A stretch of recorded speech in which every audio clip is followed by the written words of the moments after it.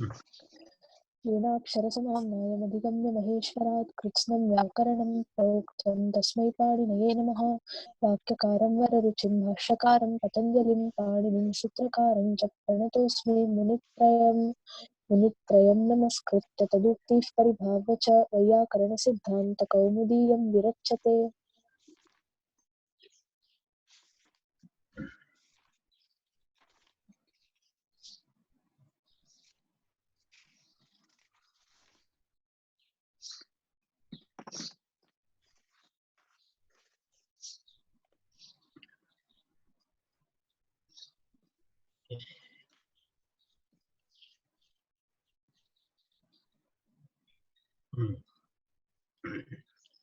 वयं ह्यः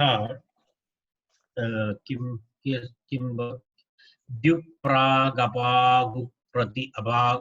द्युप्रागपागुतप्रतीचो यत् इति सूत्रपर्यन्तं वयं ह्यः पठितवन्तः। अद्य वयम् अग्रे गच्छामः।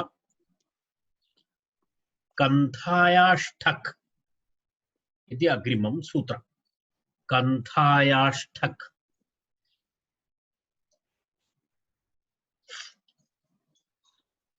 कन्थायाष्ठक् इति अग्रिमं सूत्रम्।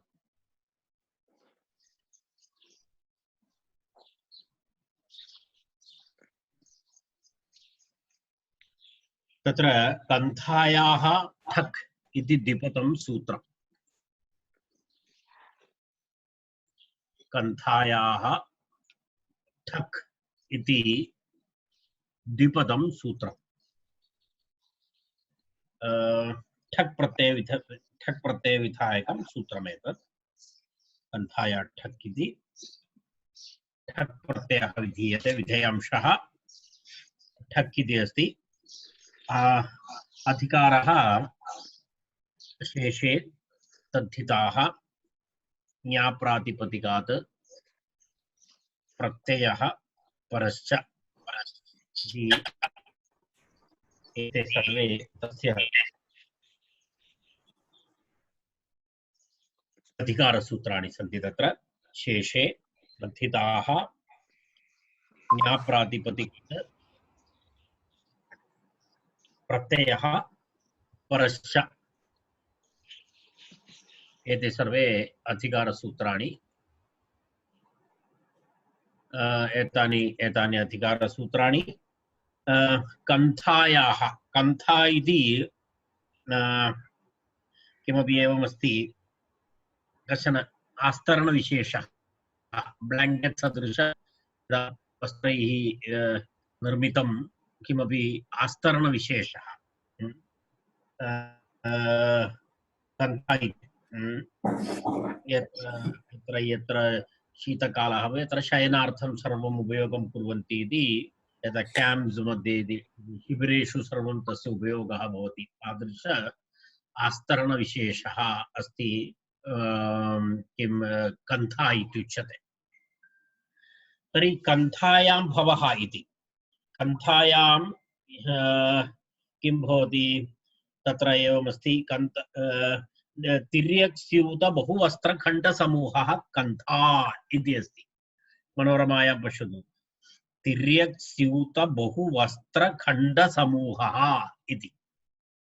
तत्र एवं तत्र तिर्यक्स्यूत बहूनां वस्त्राणां खण्डान् स्वीकृत्य सीवनं कृत्वा यद् आस्तरणरूपेण यत् निर्माणं करोति तत् कन्था इत्युच्यते। तदेव तिर्यक्स्यूत बहुवस्त्रखण्डसमूहः कन्था इति। देशविशेषः इति अन्ये केचन वदन्ति कन्था इति देशविशेषः इति, कस्यचित् देशस्य नाम अस्ति इति केचन वदन्ति। एनिवे तत् किमपि भवतु, तत्र कन्था शब्दात् तत्र भवः इत्यर्थे, तत्र भवः इत्यर्थे किं भवति, ठक् प्रत्ययः भवति इत्यर्थः। कन्था शब्दात् ठक् प्रत्ययः भवति। कन्थायां भवः, तत्र किं भवति भो, यदा एतादृश स्थानेषु किमपि तस्य संस्कृतभाषा मक्कुणः इति वदति संस्कृतभाषायां। हिन्दीभाषायामपि स्यात् कुत्रचित् अत्र जू जू जू इति वदति। कश्चन प्राणिविशेषः यदा वयं वदामः यदा पुरातन यत्र यत्र यदा यदा यदा आसन्दाः भवन्ति पुरातन बेड् इत्यादिकं भवति तत्र कश्चन प्राणिविशेषः भवति तद् तद् एवं दंशनं करोति रक्तं पिबति किं तस्य नाम हिंदी भाषायां अहं न जानामि संस्कृतभाषायां मक्कुणः इत्युच्यते मक्कुणः इति एकः कृष्णवर्णस्य लघु प्राणिविशेषः मशकः इव न तद् फ्लै नास्ति एवमेवं भ्रमणं करोति तद् पुरातनवस्त्रेषु पुरातनसिनिमाशालासु सर्वं भवति यत्र सीट् भवति तत्र भवति तत् किमपि अस्ति सामान्यतः पुरातनचलनचित्रशालासु तद् निश्चयेन भवति स्म पुरातन सीट् मध्ये भवति इदानीन्तनकाले न भवति सर्वं भिन्नमस्ति अस्तु तदेव वस्तुतः कान्थिकः इति कन्थायां जातः इति कन्थाशब्दात् ठक् प्रत्ययः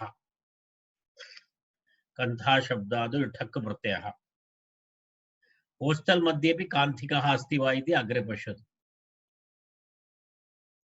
कान्थिकः भवति कन्था इति ठ कन्थायिक ठस्य इकः इति इकादेशः कन्थायिक आकारस्य लोपः आदिवृद्धि कान्थिक इति शब्दः भवति कान्थिक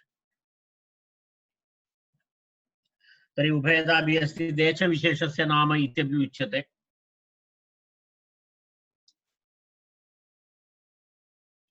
अग्रिमम् उदाहरणम् अग्रिमं वाक्यम् अग्रिमं सूत्रं वर्णौ वुक् इति सूत्रम् वर्णौ वुक् वर्णु तस्य समीपदेशः इति अस्ति वर्णुः समीपदेशो वर्णुः समीपदेशोऽपि वर्णुः एव भवति वाचि कन्था शब्दाद् वुक् स्यात् इति अस्ति तत्रापि रूपं समानमेव भवति किमस्ति वर्णुदेशविषयककन्था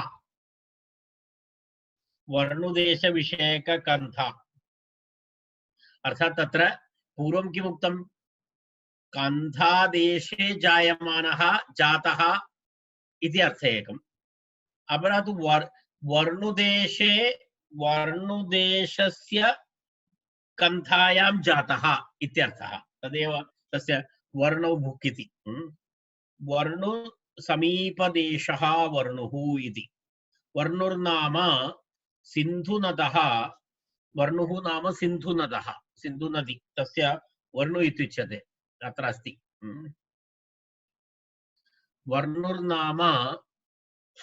वर्णुर्नाम सिन्धुनदः तस्य अदूरभवः इत्यर्थे सुवास्त्वादित्वाद् अणः जनपदे इति लुप् तथा च वर्णुसमीपदेशः वर्णुः इति अस्ति तत्रापि वर्णु इति शब्दः देशवाची तस्य अदूरभवः इत्यर्थे किं भवति तत्र सुवास्त्वादिभ्यः अण् इति सूत्रं वयं पठितवन्तः तेन सूत्रेण अण् प्रत्ययः भवति वर्णुशब्दात् वर्णु इति सिन्धुनदः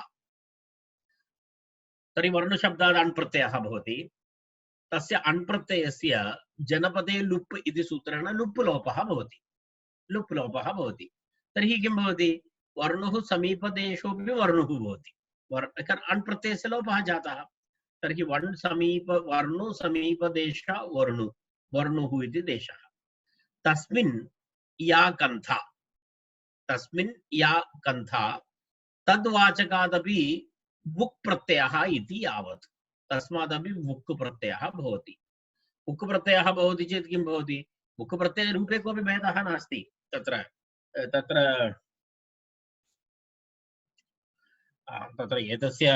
एतस्य किं रूपं भवति वु अक इति भवति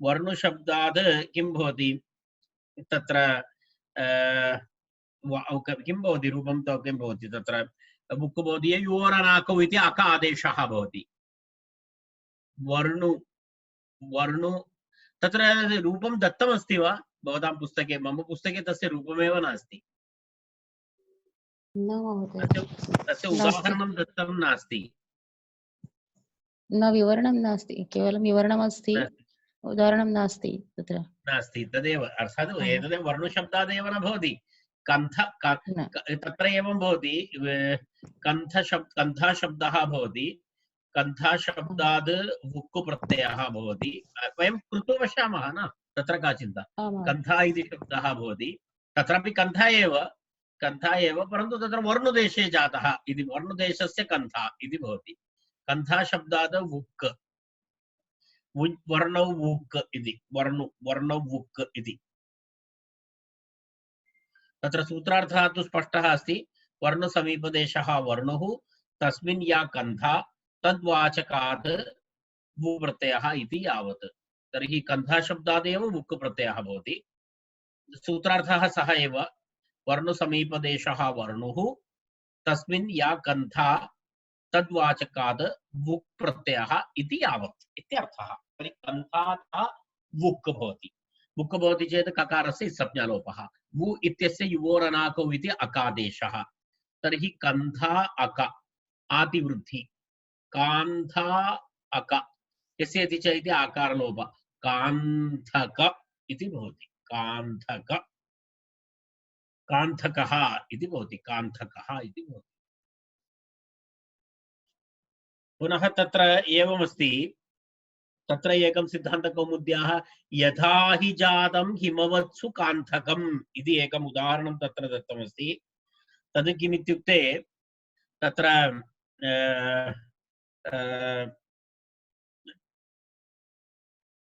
कन्था इति अच्छा कन्थकं न कन्थकः नास्ति तत्र किमस्ति तत्र यथा हि जातं हिमवत्सु कान्थकम् इति अर्थात् यदा पर्वतप्रदेशेषु यदा हिमवत्सु पर्वतप्रदेशेषु यद् आस्तरणमस्ति तस्य अन्तः यः प्राणिविशेषः भवति तदेव पूर्वम् उक्तवान् जू इत्यादि तस्य तदस्ति इति दर्शयति तद् इत्यर्थः तस्य आशयः एषः तत्र एतद् भवति इति दर्शयितुम् एषः शब्दः एतस्य शब्दस्य प्रयोगः इति अस्य कान्थिका इत्यपि रूपमस्ति इति वदति परन्तु अत्र दत्तं नास्ति तथा किमपि अस्तु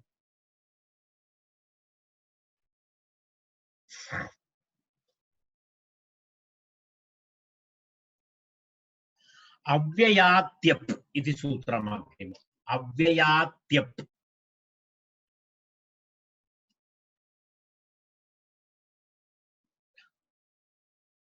अव्ययात्यप्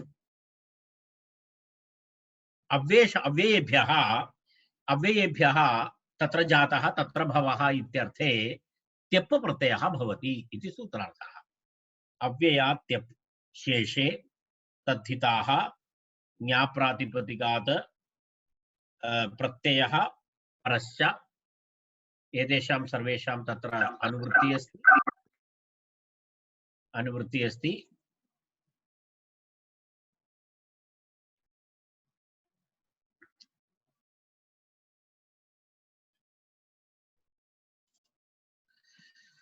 तत्र किं भवति तत्र अव्ययात्यप् इति विशालार्थे भवति तत्र विस्तृतार्थे भवति अव्ययेभ्यः इति अव्ययात् सर्वाद् अव्ययात् त्यप् प्रत्ययः भवति तप् इति अस्ति परन्तु इदानीं किमस्ति तत्र वार्तिककारः तद् किञ्चित् तत्र किञ्चित् सीमितं करोति अमेह क्व तसित्रेभ्यः एव इति अमेह क्व तसित्रेभ्यः एव इति वार्तिककारः तस्य किं करोति तत्र वार्तिकमस्ति तत्र सर्वेभ्यः अव्ययेभ्यः इत्यस्य स्थाने अम इह क्व किं किमस्ति अम इह क्व तसि त्र एव अव्ययेभ्यः तेप्पु भवति, तेप्पु प्रत्ययः भवति इति परिगणनं कर्तव्यम् इति वार्तिकम्। तदा परिगणनं कर्तव्यम् इति वार्तिकं वदति। अम अम इह क्व तसि प्रत्ययान्त अव्ययम् अनन्तरं पुनः त्रल् प्रत्ययान्तम् अव्ययम्, तत् प्रत्ययान्तः अव्ययम्। एतेषां प्रयोगे एव इति तत्र सीमा मर्यादा भवति। तत्र अम इह क्व तसि त्र, अम इह क्व त्र तसि एभ्यः च एव अव्ययेभ्यः तेप्पु प्रत्ययः इति परिगणनवार्तिकम् इदम् इति उक्तं। परिगणनं करणीयं, तेषामेव परिगणनं करणीयम्, अन्येषां न इति तत्र वार्तिकम्। तत्र एकैकः तत्र अम अन्तिक सह अर्थयोः इत्यपि अस्ति, तत्र विवरणमस्ति। तद् अम इति शब्दः अस्ति। अम शब्दस्य कः अर्थः? अन्तिक, समीपे इत्यर्थः। सः भवः इति अमात्यः, अम इत्युक्ते सः, अथवा अम अन्तिक इति सः, अन्तिक इति समीपे, सः अपि समीपे एव सः इति। यदा एतयोः अर्थयोः अम इति अव्ययस्य प्रयोगः भवति। अम अन्तिक सहार्थयोः इति। अमावसि, अमावस्या,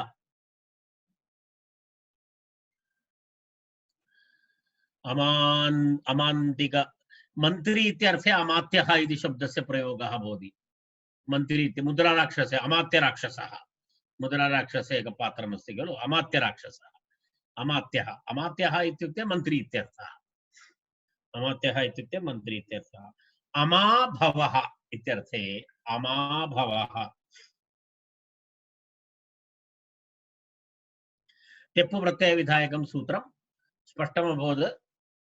अम इह क्व त्र तसि एभ्यः वा अव्ययेभ्यः तेप्पु प्रत्ययः इति परिगणनं वार्तिकमिदम् इति। तर्हि अम सहे समीपे सः वा जातः इत्यर्थः। कथं भवति रूपम्? अम इति शब्दः, अम शब्दात् तेप्प, अमाभवः, तेप्पु मध्ये पकारस्य इत् अस्ति, अमात्य, अमात्य,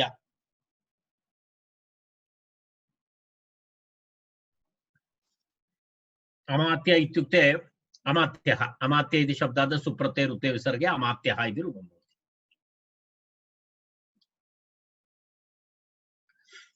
इहत्यः इति, इह शब्दात् त्यप् प्रत्ययः, इहत्यः, इह भवः अथवा इह जातः इत्यर्थे इहत्यः इति प्रयोगः अत्र इत्यर्थे। इह, इहत्यः, इहत्यः, इहत्यः इति वदति, इहत्यः इति प्रयोगः। इह जातः अथवा इह भवः इत्यर्थे। इह शब्दात् इह इति अव्ययः, इह इति अव्ययात् त्यप् प्रत्ययः, इह इति अव्ययात् त्यप्, इह त्य।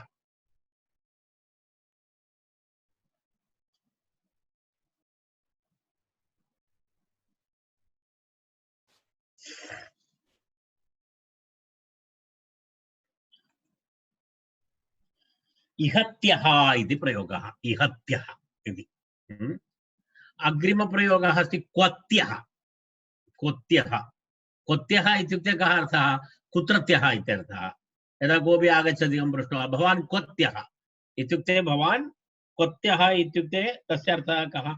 क्व भवः, कुत्र भवः इत्यर्थे, कुत्र भवः, कुत्र जातः इत्यर्थे क्वत्यः इति प्रयोगः भवति। क्वत्यः प्रष्टुं शक्यते, कोऽपि नवीनः दृष्टः तर्हि प्रष्टुं शक्यते तं, किम् ए भवान् क्वत्यः इति। तर्हि सः अवगतवान् चेत् योग्यं, कुत्रत्यः इत्यर्थे क्वत्यः इति क्व इति अव्ययात् त्यप्रत्ययः क्व इति अव्ययात् त्यप्रत्ययः तदनन्तरं अनन्तरं पुनः किम् अस्ति अनन्तरं एतावत्पर्यन्तं डैरेक्ट् अव्ययम् आसीत् त्र इति तसि इति त्र इति प्रत्ययान्तम् अव्ययं तसि इति प्रत्ययान्तम् अव्ययम् इति अव्ययप्रकरणे अस्ति त्र इति भवति तस्य इत्यादिकं भवति चेत् अव्ययशब्दाः भवन्ति तत्र तस्य उदाहरणमस्ति यदा यदा तत्र किमस्ति उदाहरणं ततस्त्यः इति शब्दः ततस्त्यः ततस्त्यः ततस्त्यः इति ततः आगतः इत्यर्थे किं भवति ततः आगतः इत्यर्थे ततः इति शब्दः ततः इति शब्दः ततः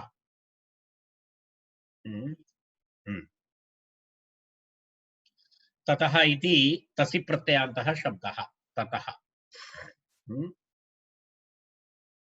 ततः इति प्रत्ययः तसि पञ्चम्यर्थे भवति ततः आगतः इत्यर्थे ततः आगतः इत्यर्थे ततः इति शब्दात्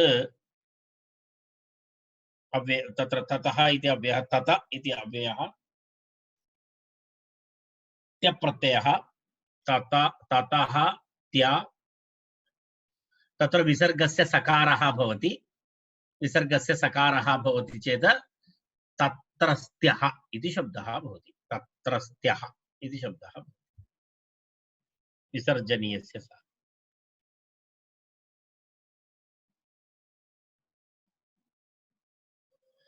त्रल् प्रत्ययान्तः अस्ति तत्रत्यः त्रल् प्रत्ययान्तः अस्ति तत्रत्यः तत्र भवः इत्यर्थे तत्र भवः इत्यर्थे तत्र इति शब्दात् त्रल् प्रत्ययान्तः त्रल् प्रत्ययान्तम् अव्ययम् तत्र त्रल् प्रत्ययान्तम् अव्ययम् तत्र तत्र इति शब्दात् त्यप् प्रत्यये किं भवति तत्रत्य इति शब्दः भवति तत्रत्यः पुल्लिङ्गे तत्रत्यः इति शब्दः भवति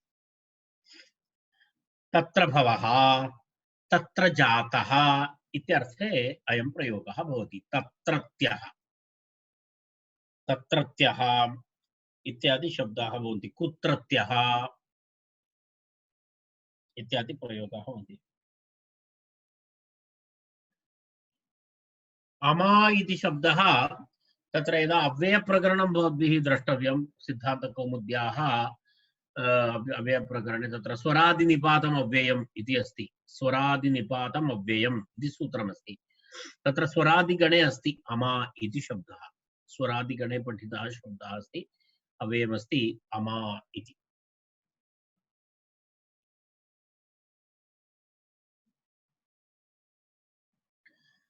इतोपि एकम् अपरं सूत्रमस्ति तद्धितश्च असर्वविभक्तिकः इति सूत्रमस्ति तद्धितश्च असर्वविभक्तिकः इति अव्ययप्रकरणस्य अपरं सूत्रमस्ति तद्धितश्च असार्वविभक्तिकः इति सूत्रेण तत्र अन्येषां सर्वेषाम् अव्ययसंज्ञा अस्ति इह क्वा तस् तसि त्रल् एतत् सर्वं वस्तुतः तद्धितश्च असार्वविभक्तिक इति सूत्रेण एतेषां शब्दानाम् अव्ययसंज्ञा भवति तद् भवन्तः यदा सिद्धान्तकौमुद्याः तत्र अव्ययप्रकरणम् एकवारं पश्यति चेत् एतानि सूत्राणि तत्र सन्ति अव्ययप्रकरणं पठनीयमस्ति सामान्यतः अव्ययप्रकरणस्य किञ्चित् अधिकं ध्यानं न यच्छति तद् आवश्यकमस्ति अग्रे गच्छामः परिगणनं किम् इति प्रश्नः परिगणनं किम् इत्युक्ते एतेषामेव अव्ययानाम् इति किमर्थं परिगणनम् इति एतेषामेव अव्ययानाम् इति किमर्थं परिगणनम् इति अस्ति केषां शब्दानाम् इति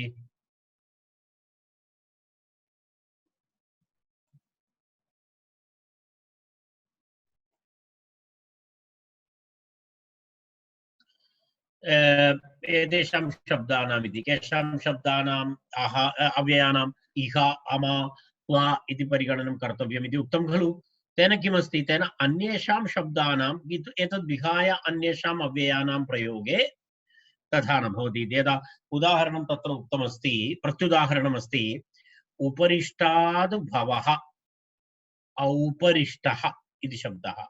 उपरिष्टाद् भवः, उपरिष्टाद् भवः इति औपरिष्टः।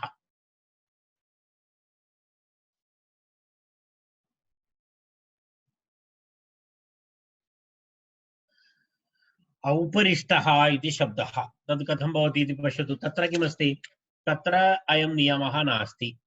तत्र अन्येषां यदा उपरि इति शब्दः उपरिष्टाद् इति भवति। उपरिष्ट इति शब्दः, उपरिष्टशब्दः अपि अव्ययशब्दः अस्ति। उपरिष्टः इति शब्दः अपि अव्ययप्रत्ययः अपि।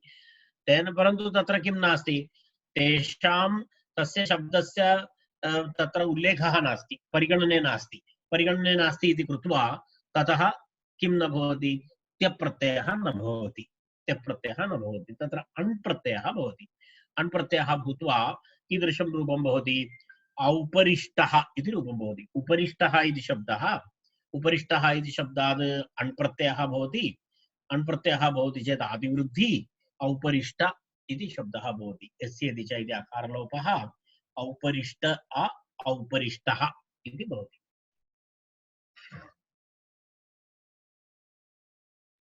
तदेव तत्र उक्तं, तत्र उपरिष्टाद् इति अव्ययस्य परिगणितेषु अनन्तर्भावात् न त्यप् इति मनोरमा। पश्यतु, उपरिष्टाद् इत्यस्य इत्यव्ययस्य किं नास्ति, परिगणितेषु अनन्तर्भावात्। तत्र परिगणितवार्तिक अव्ययानि सन्ति, तत्र अव्ययाः सन्ति, तत्र एतस्य गणना नास्ति इति कृत्वा तत्र किं न भवति, तस्मात् शब्दात् त्यप् प्रत्ययः न भवति, न त्यप्। अणि अण् प्रत्यये औपरिष्ट इति रूपम् इत्यर्थः। औपरिष्ट इति रूपम् इत्यर्थः। तर्हि तत्र पुनः किमस्ति, अग्रे गच्छामः।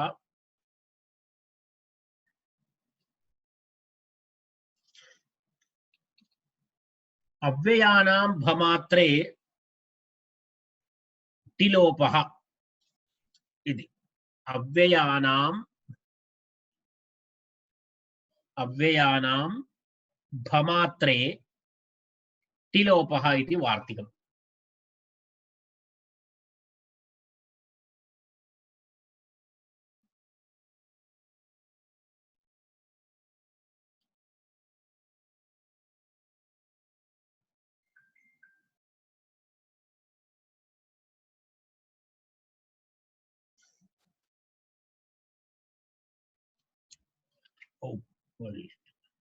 तत्र एकः प्रश्नः अस्ति।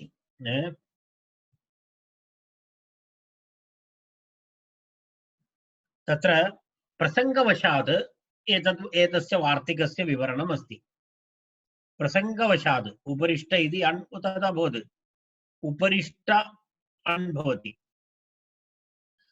हा, एकनिमेषः। उपरिष्ट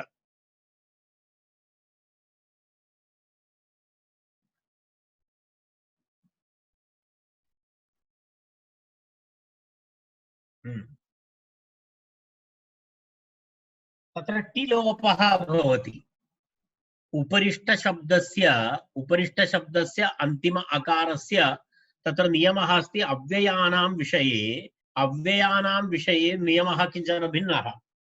अव्ययानां विषये भमात्रे किं भवति, टिलोपः भवति।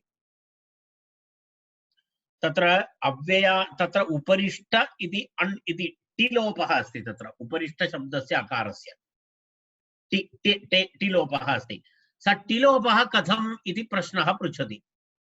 तस्यैव उत्तरं तत्र तथा चर्चा अस्ति। पश्यतु, अत्र एकः प्रश्नः अस्ति, मम ध्याने न आगतम्।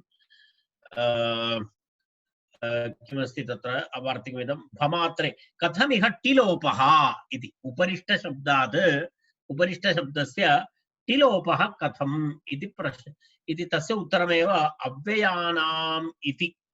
तत्र प्रसङ्गवशात् अव्ययानां भमात्रे टिलोपः इति वार्तिकटिलोपस्य अनित्यतामपि अत्र दर्शयति। अत्र टिलोपः एतेन वार्तिकेन, अनन्तरं पुनः टिलोपस्य अनित्यताम् अपि दर्शयति। तत्र यदा सर्व अव्ययेभ्यः तत्र टिलोपः भवति इति नास्ति, तस्य टिलोपः अनित्यः अस्ति, सः टिलोपः अनित्यः अस्ति तदपि वदति। अत्र टिलोपः अनित्यः इत्यस्य उदाहरणमस्ति तत्र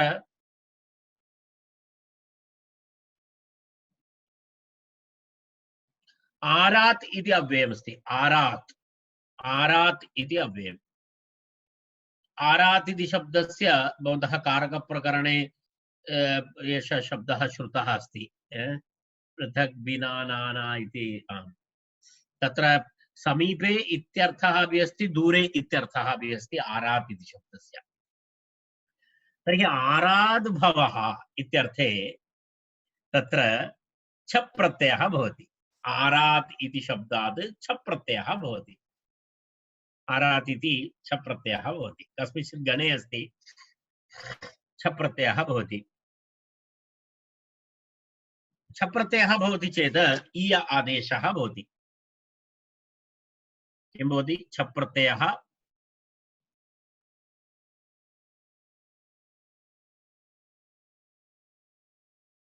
आरादित्यस्य छप् प्रत्ययस्य ईय आदेशः।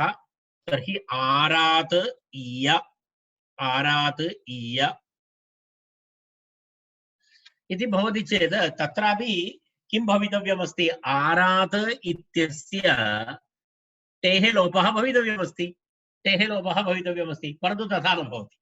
तत्र आरीयः इति रूपं भवितव्यमस्ति। आरात् ईय, आरात् ईय इति भवति चेत् तत्र आरात् इत्यस्य आत् इति तस्य लोपः भवितव्यः, परन्तु तथा न भवति। आरीयः इति रूपं न भवति, आरातीयः इति रूपमस्ति। आरातीयः।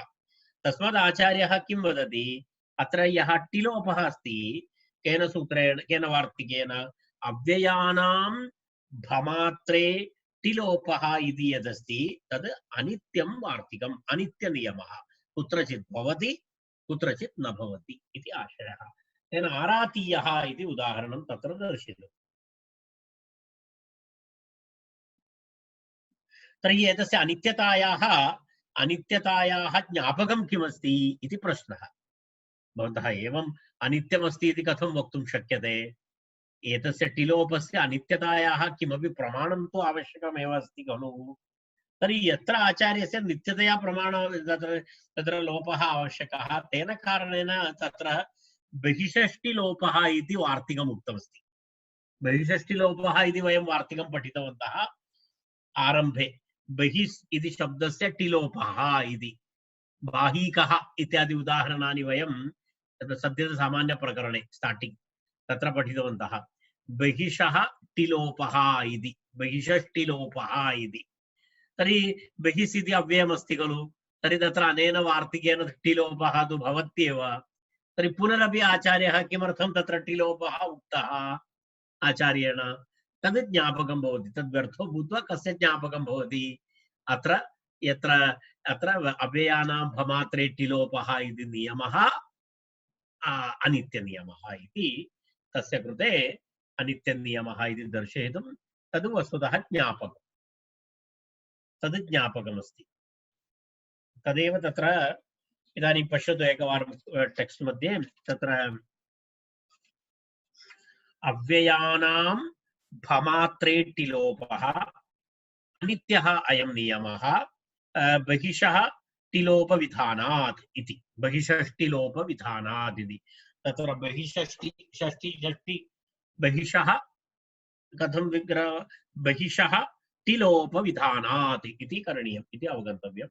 बहिषः टिलोपविधाव्ययानां भमात्रे टिलोपः अनित्योऽयं बहिषः टिलोपविधानात् तेन इह न कुत्र आरातीयः शाश्वतीयः इत्यादि उदाहरणानि शाश्वत इति शब्दः शाश्वत शाश्वतीयः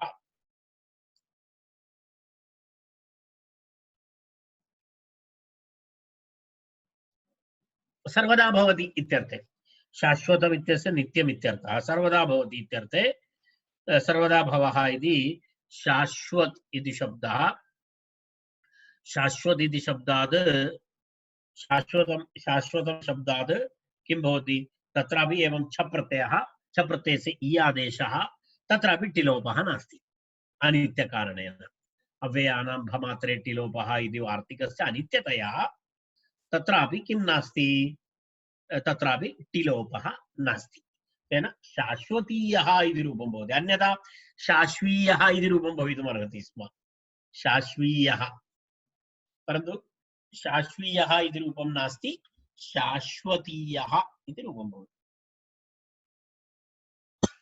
एते सर्वे शब्दाः बहु प्रचलिताः शब्दाः एतस्य व्युत्पत्तिं वयं न जानीमः प्रसिद्धशब्दाः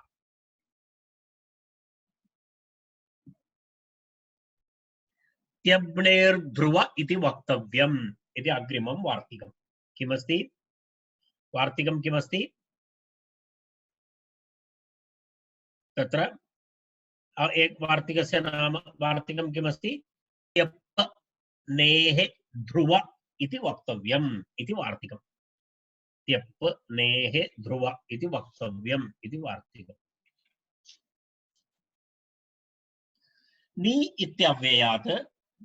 नि इत्यव्ययात् त्यप् स्यात् ध्रुवे गम्ये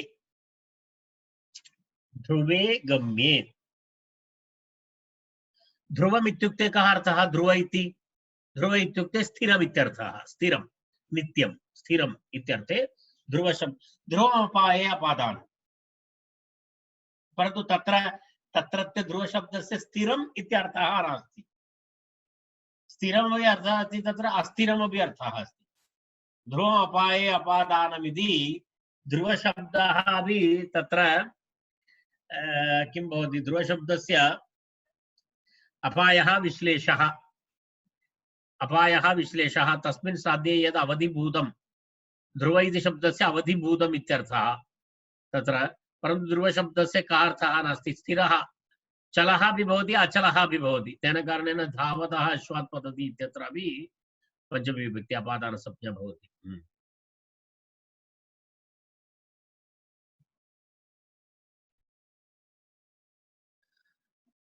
हाँ वार्तिकस्य अर्थं पश्यतु नि इत्यव्ययात् त्यप् स्यात् ध्रुवे गम्ये इति वार्तिकस्य अर्थः नि इत्यव्ययात् त्यप् स्यात् ध्रुवे गम्ये इति नित्यं भवति इत्यर्थे